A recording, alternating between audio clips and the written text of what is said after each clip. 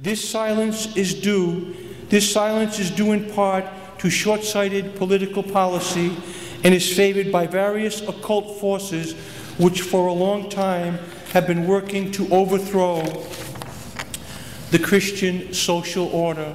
And so, it is not merely the words of theologians, but it is the very words of the Vicar of Christ. This movement that breathes with the same heart and the same lungs against the Christian order, and so its purpose is to bring about that Christian order. Indeed, it is an undeniable historical fact that the authors of the Communist Manifesto, Marx and Engels, were commissioned by a branch of the Freemasons known as the Illuminati in order to delineate very clearly the Masonic principles of a godless society. So it was not in some amorphous vacuum that the Mother of God came on that faithful day and that faithful year. She came to warn each and every member of the human family of a grave peril that was coming amongst the world, a grave peril that perhaps even makes the fall of our first parents pale in comparison, because now it is a movement that will specifically target the incarnation of the Son of God, His manifestation of Himself in human flesh, in human society, and it would attempt to bring down completely and totally that institute that He had established as a safe haven, that is, true peace, to be found in this world, can be found ultimately only in the bosom of Holy Mother Church. Our Lady clearly stated that the only way to save the world from these catastrophic times was, and she meant by this the spread of communism, was to consecrate Russia, that Russia was to be converted by way of consecrating it to her Immaculate Heart. And so we learn that the conversion she spoke of was not merely Christianity. But when she says it is to be consecrated to the my Immaculate Heart, she is saying the Catholic faith. For there is no understanding of the Immaculate Heart save within the Catholic Church. For she and she alone believes in the Immaculate Conception. She and she alone declares Mary to be the Mother of God. And so, while her language may have been cryptic, it was so in order that she may protect the members of the mystical body, but not revealing explicitly, and thereby bringing about the wrath of those who are opposed to that institute that Christ came. And if we doubt this, then let us only turn to a historical event that happened in our time. When the Vicar of Christ wished to take a journey to Russia, he was allowed into Russia under one condition, that he was not to explicitly proselytize to the Russian people. He could speak and he could preach, but he was forbidden to do so with the direct purpose of seeking their conversion to the Church of God.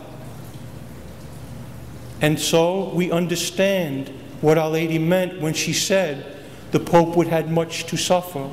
But that heroic man knew that he did not have to preach explicitly, but that by his good example as the Vicar of Christ, he would preach to those poor, oppressed people. Those poor, oppressed people that now dwell not only in the nation of Russia, but in every nation in which she has spread her errors, and their name is Legion. Indeed, there is not one nation that has not been touched by the spread of communist errors, the spread of a false doctrine that says happiness can be found in this life. She further emphasized in June of 1929, telling Sister Lucia the time for the consecration had come.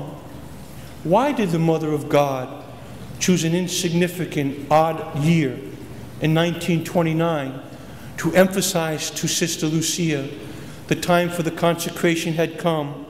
Well, it was in that same year that Joseph Stalin would, in his own words, mount a socialist offensive on all fronts.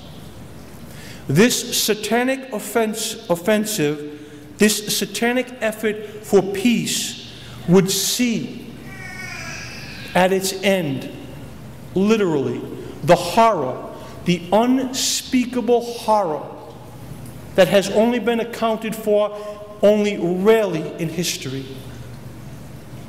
With the fall of Jerusalem and the destruction of the temple in the year 70, he would continue.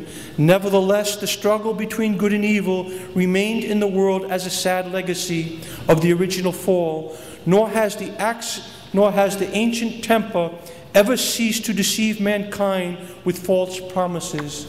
The ancient tempter, what is his false promise? You will be like God. God is jealous, and he doesn't want you to eat of the forbidden fruit, because as soon as you do, you will see yourself as equal in knowledge to him, equal in power to him, and you too can be all present. The simple answer is, good luck. We don't even know none of us, if we have hair remaining, can number the hairs on our head. But God can do so without any error for each and every one of us present here and each and every soul in the world. He can tell us things about ourselves that we can't even tell us, that is observable. And yet, the tempter tells us we are equal. And so, it is on this account that one convulsion following upon another has marked the passage of the centuries down to the revolution of our own days. This modern revolution, it may be said, has actually broken out or threatens everywhere. And it exceeds in amplitude and violence anything yet experienced in the preceding persecutions launched against the church. Entire peoples find themselves in danger of falling back into a barbarism worse than that which oppressed the greater part of the world at the coming of the Redeemer.